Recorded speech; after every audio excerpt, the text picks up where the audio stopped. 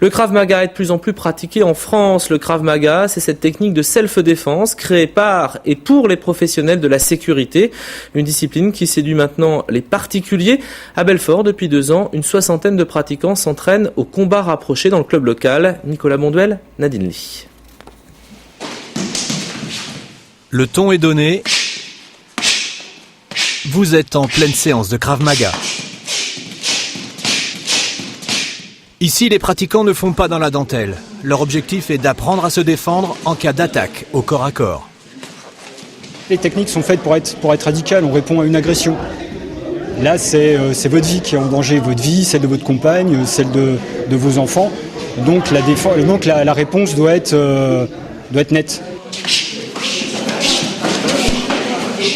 Quand on regarde les informations, tout et n'importe quoi peut arriver n'importe où, n'importe quand. D'où la nécessité d'être prêt. À l'origine créée par les forces armées israéliennes, cette discipline a rapidement été adoptée par toutes les unités d'élite d'intervention dans le monde.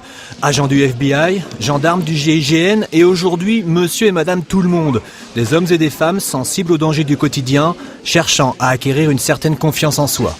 On est censé être capable de réagir en cas d'agression, de menace, d'un vol d'un sac à main, quelqu'un qui veut prendre votre argent au distributeur. C'est vraiment des choses concrètes, quoi. C'est tous ces petits tracas-là qu'on apprend à travailler pour se défendre, quoi. Et vous sentez que vous en avez besoin ? Non, c'est pas un réel besoin. Je vous dis, j'ai jamais subi une vraie agression qui m'a décidé à faire ça. Vous pouvez bouger ? Pas trop, non ? Pas trop. Donc on est bien. Vous pouvez toujours appeler la police. Si vous êtes la police, vous descendez le bras, vous passez une menotte, vous lui demandez gentiment l'autre main. Le Krav Maga entre dans la catégorie des arts martiaux, mais attention, ce n'est pas un sport proprement dit. La différence entre le Krav Maga et le sport, c'est que nous n'avons pas de règles techniques. L'objectif n'est pas de marquer des points, de gagner un championnat. L'objectif est juste de survivre et de s'en tirer comme de la meilleure manière qui soit à une attaque dans la rue.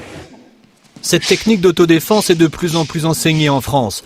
Le réalisme des situations proposées séduit les pratiquants, même si parfois il faut savoir payer un peu de sa personne.